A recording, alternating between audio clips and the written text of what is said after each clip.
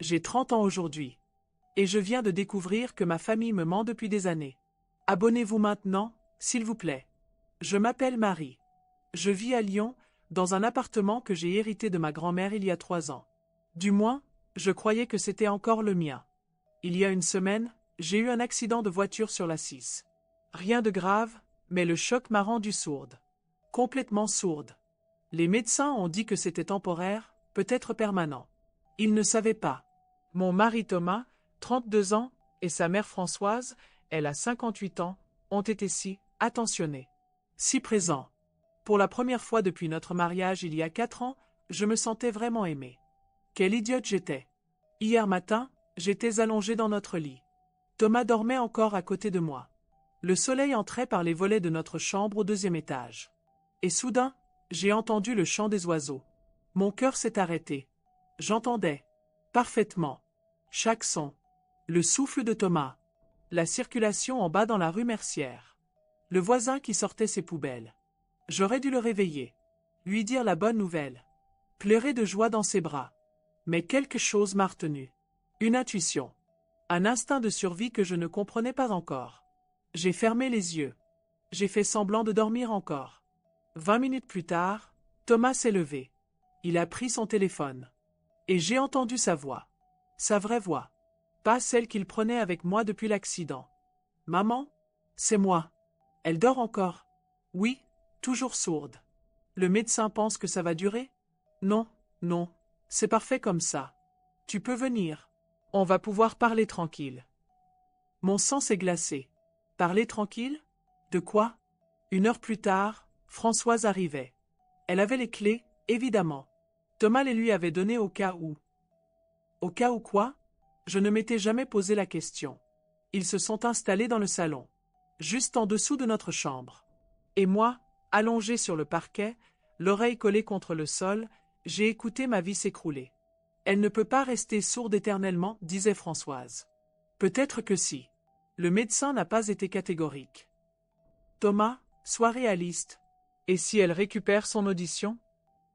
Alors on accélère le processus. Le processus? Quel processus?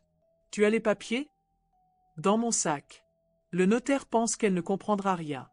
Une procuration générale, on dit que c'est pour l'aider avec ses affaires pendant sa maladie. Ma respiration s'est coupée. Une fois qu'elle signe, l'appartement nous appartient. Légalement, non. Mais en pratique, oui. Je peux le vendre, le louer, tout. Et avec sa signature sur le compte en banque aussi? 150 000 € d'héritage plus la valeur de l'appartement. Thomas, ton père serait fier. Ils ont ri. Ils ont ri ensemble. J'ai vomi. Là, sur le parquet de notre chambre. Silencieusement. 4 années de mariage. 4 années où je croyais qu'il m'aimait. Où je croyais que Françoise me considérait comme sa fille. Mais ce n'était pas fini. Au fait, a dit Françoise, elle t'a parlé de ses parents récemment. Toujours pareil. Elle refuse tout contact. Parfait pour nous. Heureusement qu'elle est brouillée avec eux depuis l'université. Pas de témoins gênants. C'était faux. Je n'étais pas brouillée avec mes parents.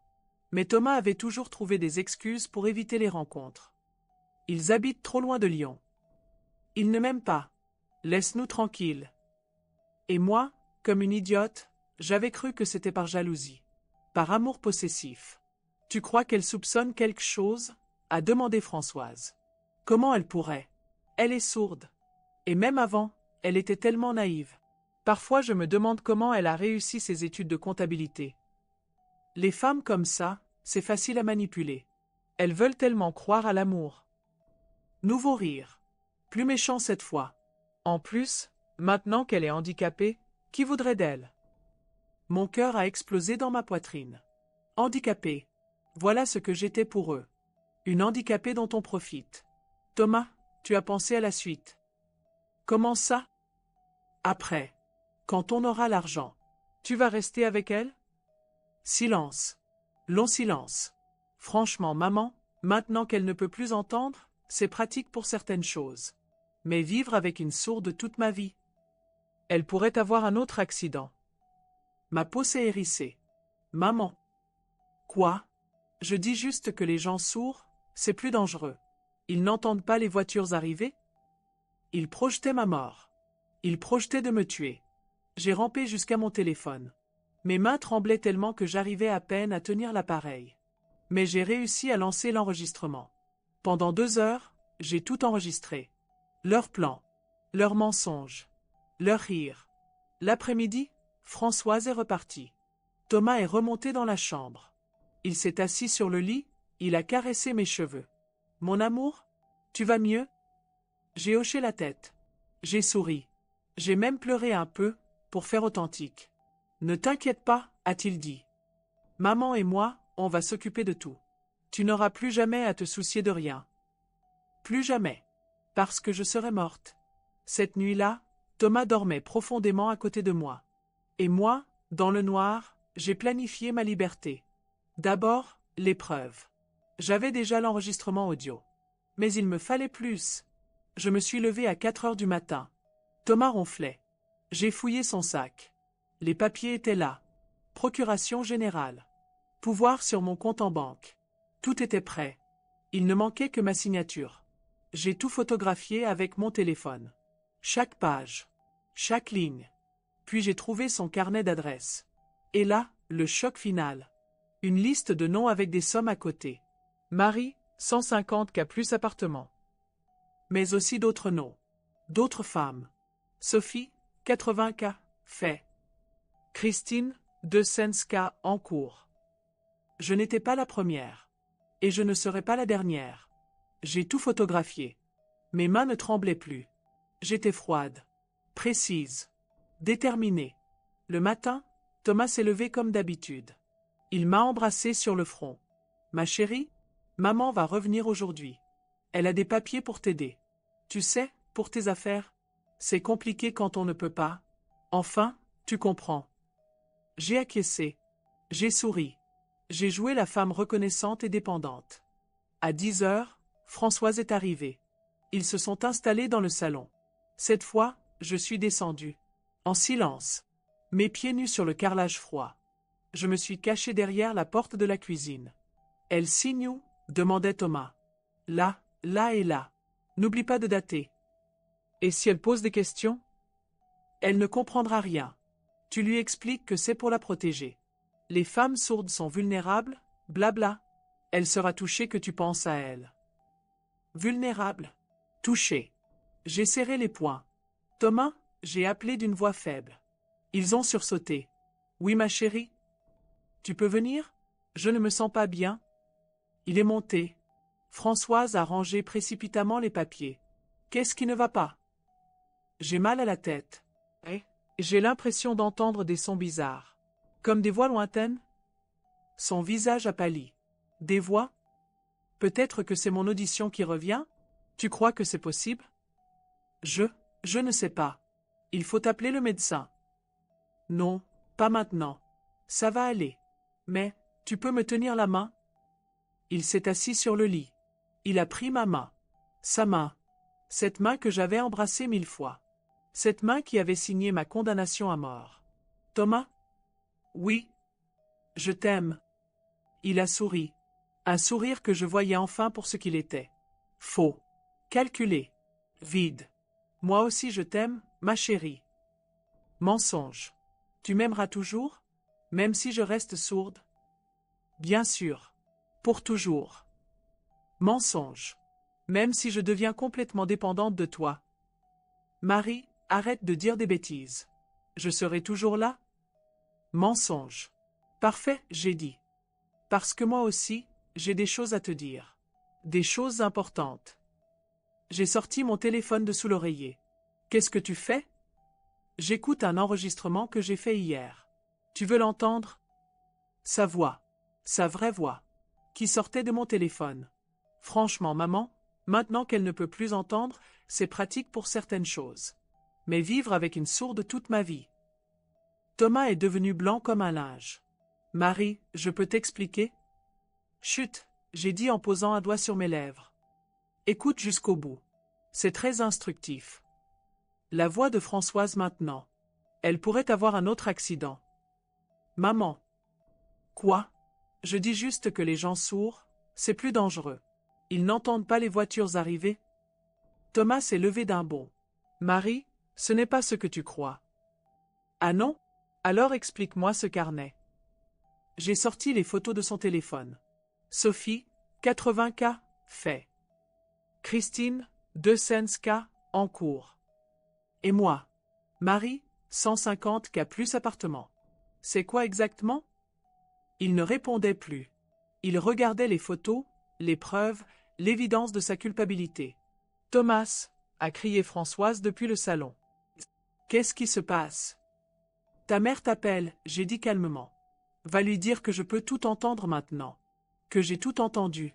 Depuis hier matin. Il a couru vers l'escalier. Je l'ai suivi. Françoise était debout au milieu du salon, les papiers à la main. Elle entend, a crié Thomas.